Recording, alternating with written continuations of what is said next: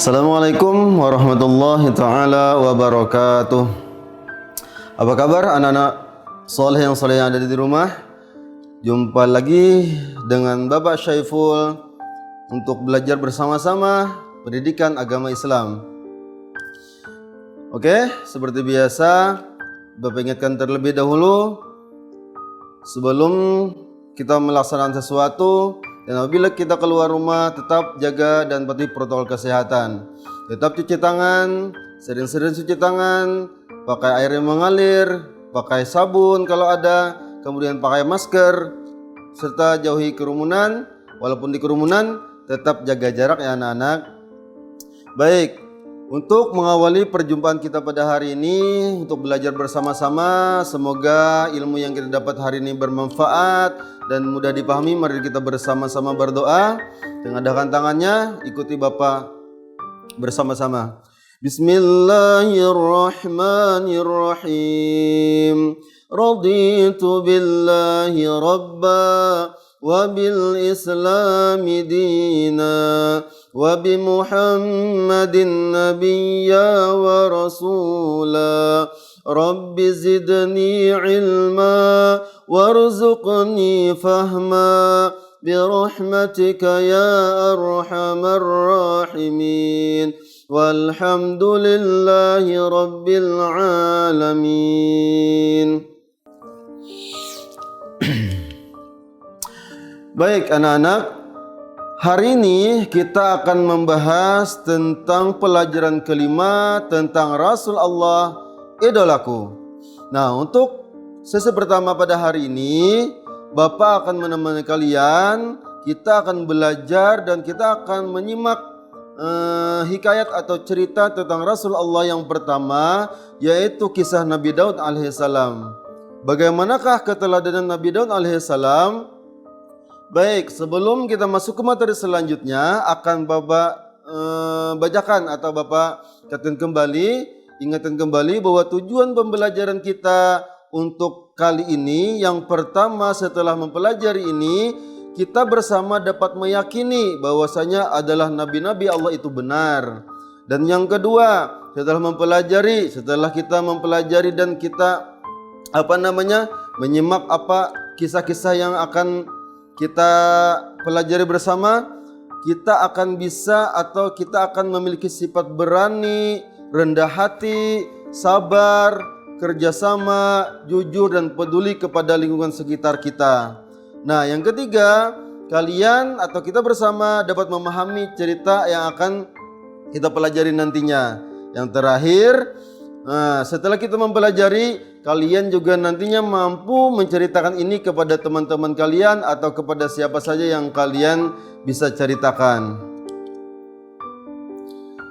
Baiklah anak-anak, untuk pendahuluan Bapak akan tayangkan sebuah video yang menceritakan tentang Nabi Allah Daud alaihissalam. Mari kita saksikan bersama.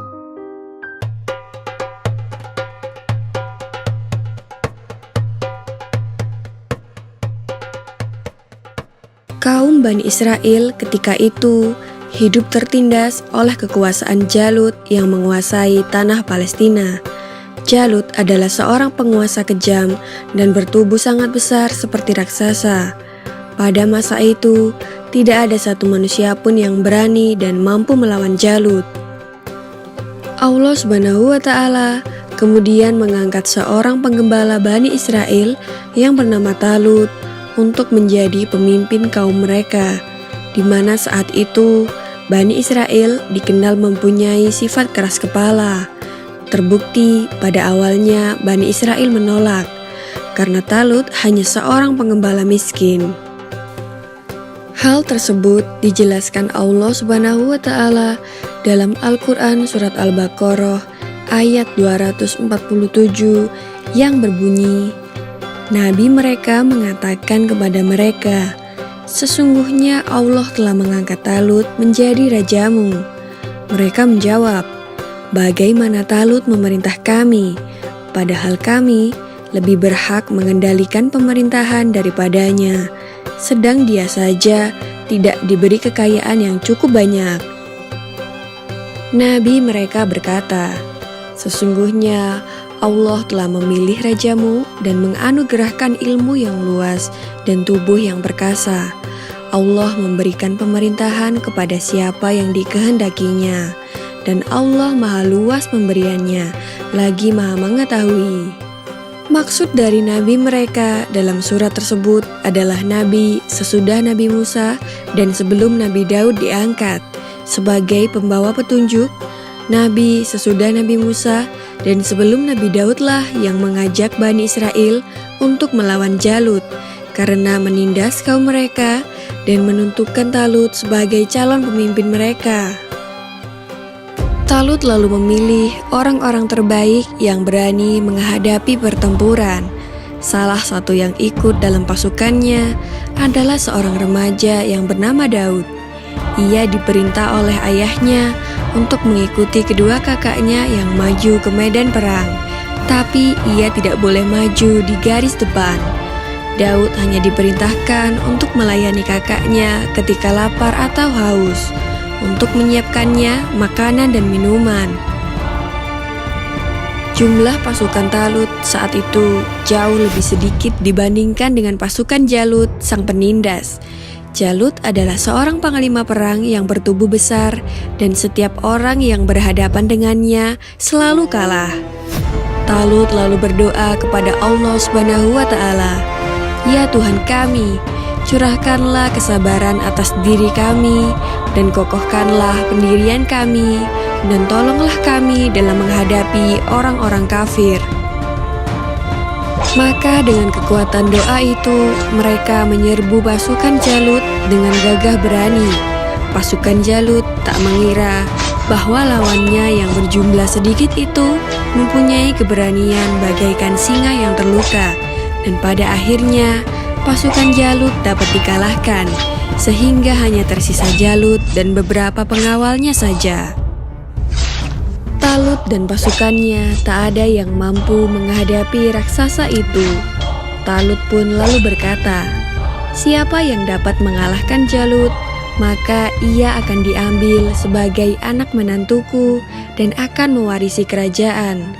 Lalu di saat itulah Nabi Daud yang masih remaja mengajukan diri untuk bertarung melawan Jalut. Maka dimulailah pertarungan yang tidak seimbang itu. Dengan menyebut nama Allah dan hanya berbekal sebuah ketapel dan 3 buah batu kerikil, Nabi Daud tidak ragu untuk melawan Jalut. Nabi Daud selalu bisa menghindar dari tebasan pedang Jalut. Berkat keteguhan imannya kepada Allah Subhanahu wa Ta'ala, maka pertolongan pun diturunkan kepadanya. Kemudian Nabi Daud melemparkan batu ke udara menggunakan ketapelnya. Dengan izin Allah Subhanahu wa Ta'ala, angin menjadi sahabat Nabi Daud dan membuat batu meluncur dengan cepat. Batu itu kemudian jatuh tepat di dahi Jalut yang membuatnya jatuh dan meninggal.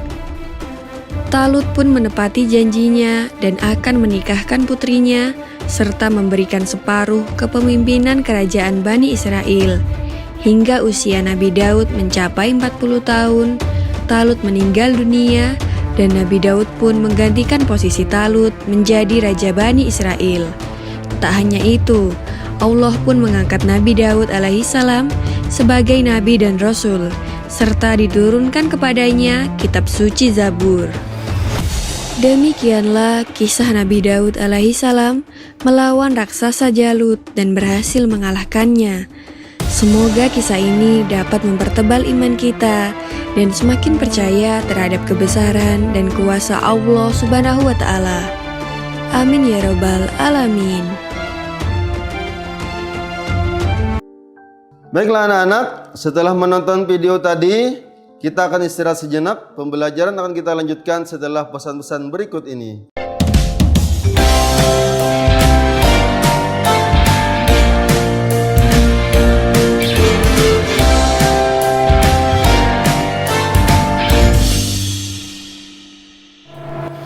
Baiklah anak-anak, kembali lagi bersama Bapak Syaiful. Kita lanjutkan materinya. Baik, materi pertama pada hari ini itu akan Bapak jelaskan tentang pengertian Nabi dan Rasul.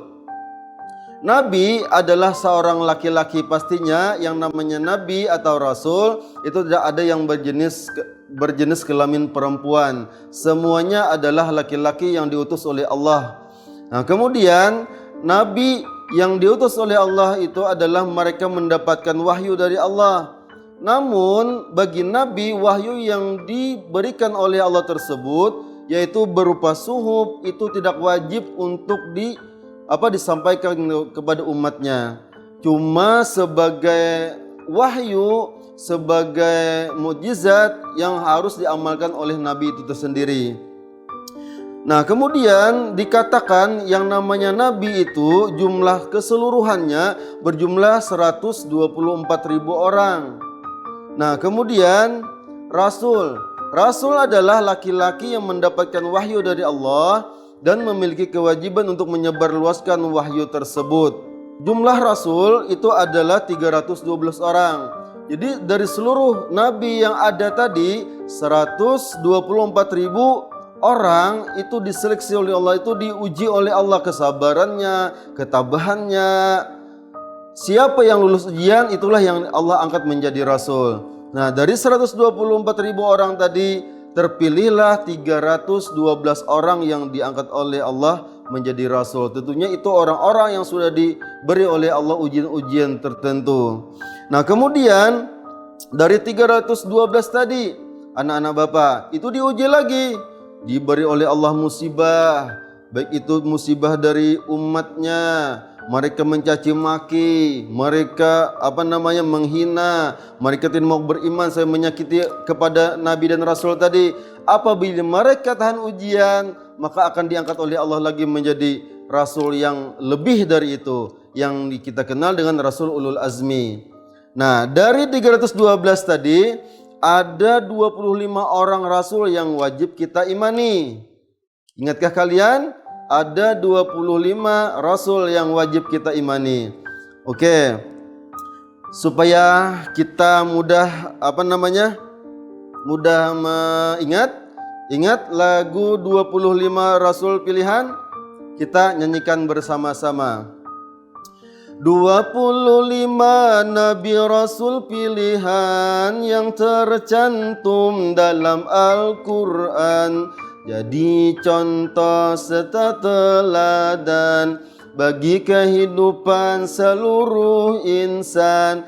Adam, Idris, Nuh, Hud, Saleh, Ibrahim, Lut, Ismail, Ishaq, Yaqub, Yusuf, Ayub, Zulkifli, Syuaib, Yunus, Musa, Harun, Ilyas, Ilyasa, Daud, Sulaiman, Zakaria, Yahya, Isa alaihi salam. Yang terakhir Nabi Muhammad sallallahu alaihi wasallam. Bagaimana? Nah, jadi anak-anak, itulah tadi 25 rasul yang wajib kita umat Islam meyakininya, serta kita wajib menteladani sifat-sifat mereka semua. Nah, ini kemudian yang namanya nabi dan rasul itu Allah ceritakan dalam Al-Quran. Mereka semua itu adalah hamba Allah yang diutus oleh Allah, yang tentunya membawa akhlak yang harus dicontoh oleh manusia. Allah berfirman dalam Quran surah Al-Ahzab ayat 21. Kita baca ya. Kalian ikuti dari rumah, ikuti setelah bacaan Bapak. A'udzu billahi minasy syaithanir rajim. Bismillahirrahmanirrahim. Laqad kana lakum fi rasulillahi uswatun hasanah liman kana yarjullaha wal yawmal akhir wa dzakarallaha katsiran. Sadaqallahul azim. Itu di surah Al-Ahzab ayat 21. Allah berfirman, kata Allah, sesungguhnya telah ada pada diri Rasulullah itu adalah suri tauladan yang baik bagimu, yaitu bagi orang-orang yang mengharap rahmat Allah dan kedatangan hari kiamat, dan dia banyak menyebut nama Allah. Intinya, setiap nabi dan setiap rasul yang diutus oleh Allah ke muka bumi, mereka membawa akhlak yang baik. Akhlak itulah yang harus kita patuhi, akhlak itulah yang akan kita contoh sebagai bekal kita hidup di dunia. Nah, terus keteladanan Nabi Daud alaihissalam. Tentunya tadi kalian sudah menyaksikan video yang Bapak tayangkan di awal tadi. Nah, sedikit Bapak terangkan, Nabi Daud alaihissalam itu adalah keturunan Nabi Ibrahim alaihissalam. Beliau adalah keturunan Nabi Ibrahim yang ke-13. Nabi Daud hidup pada zaman seorang raja. Ada seorang raja pada zaman Nabi Daud itu namanya adalah Raja Jalut. Dan ada juga seorang raja yang bernama Raja Talut. Ingat, jangan salah sebut ya. Raja Jalut adalah raja yang jahat. Raja Talut adalah raja yang benar. Raja Jalut, raja yang jahat. Raja Talut, raja yang benar dan baik. Nah, disinilah peran Nabi Daud. Bagaimana Nabi Daud itu nantinya akan membuat bangsa yang tertindas oleh Raja Jalut tadi menjadi merdeka dengan pertolongan Nabi Daud alaihissalam. Nah, anak-anak, coba lihat di gambar. Diterangkan yang namanya Raja Jalut itu adalah raja keturunan Bani Israel. Keturunan Bani Israel itu memiliki postur tubuh yang sangat besar, kuat, berotot. Nah itu. Sedangkan Nabi Daud itu sejarahnya tidak memiliki tubuh yang begitu tinggi, cuma sedang saja. Nah, Nabi Daud alaihissalam adalah seorang tentara Talut yang dapat membunuh Raja Jalut yang tadinya awaknya besar, badannya besar. Dia dapat membunuh Raja Jalut yang badannya besar. Kemudian cuma beralatkan ketapel dan batu, dia dapat membunuh Raja Jalut dengan mudah. Baiklah anak-anak, sampai di sini dulu. Pelajaran kita lanjutkan setelah pesan-pesan berikut ini.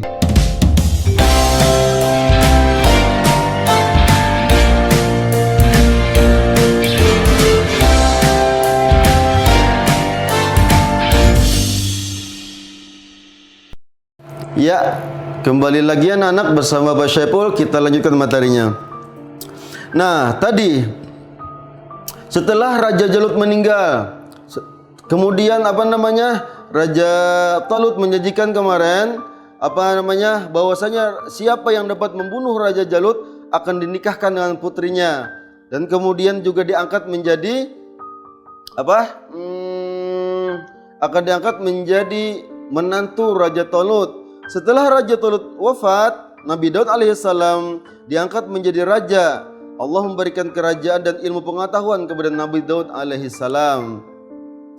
Nah, kemudian pada waktu Nabi Daud alaihissalam berumur 40 tahun, Allah mengangkatnya menjadi seorang rasul. Kemudian Nabi Daud diturunkan oleh Allah kitab Zabur. Zabur adalah kitab suci yang diturunkan oleh Allah kepada kaum Bani Israel. Zabur adalah persamaan dengan istilah Ibrani, Zimra, bermaksud lagu atau musik. Artinya di dalam kitab Zabur tersebut banyak syair-syair atau nyanyian-nyanyian pujian kepada Allah. Nah, Allah berfirman dalam Quran surah Al-Isra ayat 55. Kita baca bersama-sama kembali. Dengarkan bacaan Bapak, ikuti dari rumah. A'udzu billahi minasy syaithanir rajim. Bismillahirrahmanirrahim. Wa rabbuka a'lamu biman fis samawati wal ardh. وَلَقَدْ فَضَّلْنَا بَعْضَ النَّبِيِّينَ عَلَى بَعْضٍ وَآتَيْنَا دَاوُودَ زَبُورًا صَدَقَ اللَّهُ الْعَظِيمُ. Allah menurunkan kitab Zabur kepada Nabi Daud alaihi salam. Allah berfirman dalam Quran surah Al-Isra ayat 55, dan Tuhanmu lebih mengetahui siapa yang ada di langit dan siapa yang ada di bumi.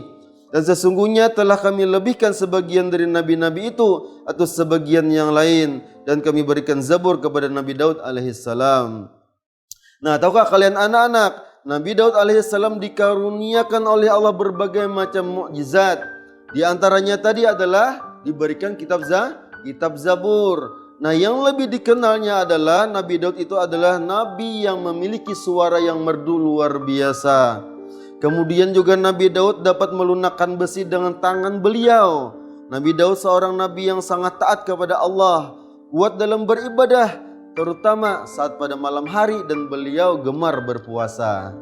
Baik anak-anak, kesimpulan pelajaran kita pada hari ini tentang Nabi Daud alaihissalam. Nabi Daud itu adalah nabi yang dikenal suaranya sangat merdu. Tidak ada pada zamannya manusia yang dapat menandingi kelebihan suara Nabi Daud alaihissalam. Karena bagusnya suara beliau, ketika beliau membaca kitab Zabur, maka tatkala ada orang yang sakit mendengar suara beliau, langsung sembuh penyakit itu. Kemudian juga apabila Nabi Daud alaihissalam membaca kitab Zabur dengan suaranya beliau yang merdu, tatkala ada angin kencang, maka berhentilah angin itu menjadi angin yang sepoi-sepoi. Dan kemudian lagi apabila ada burung-burung atau binatang apa yang ada di sekitarnya, maka tatkala Nabi Daud membaca Zabur, maka datanglah mereka semua untuk mendengarkan suara Nabi Daud alaihissalam. Demikian pula besi yang beliau dapat lunakkan dengan tanpa menggunakan alat, cuma menggunakan tangan beliau sendiri. Dan Nabi Daud alaihissalam adalah nabi yang senang bertasbih kepada Allah serta rajin berpuasa. Jadi anak-anak Bapak di rumah, dari kisah tersebut mudah-mudahan kita dapat mengambil hikmah, kita dapat mengambil pelajaran. Yang namanya kita umat Islam, umat Nabi Muhammad, jangan kalah dengan umat-umat Nabi Daud terdahulu. Kita juga harus rajin ibadah, kita juga harus rajin berpuasa, serta jangan malas berpuasa. Bisa? Insya Allah. Oke, yang terakhir, ini tugas kalian di rumah. Silahkan nantinya cari literatur di buku atau di internet, terserah. Kemudian kumpulkan pada guru agama kalian yang ada di sekolah masing-masing. Baik anak-anak, sebelum kita menutup pelajaran kita pada hari ini, kembali kita akan membaca doa. Kita baca bersama-sama, angkat suaranya dan tengadahkan tangannya. Bismillahirrahmanirrahim. Allahumma arinal haqqa haqqa warzuqna ittiba'ah wa arinal batila batila warzuqna ijtinabah birahmatika ya arhamar rahimin walhamdulillahi rabbil alamin. Demikianlah pembelajaran kita pada hari ini. Semoga berkah dan membawa manfaat, kebaikan bagi kita dan orang-orang di sekitar kita.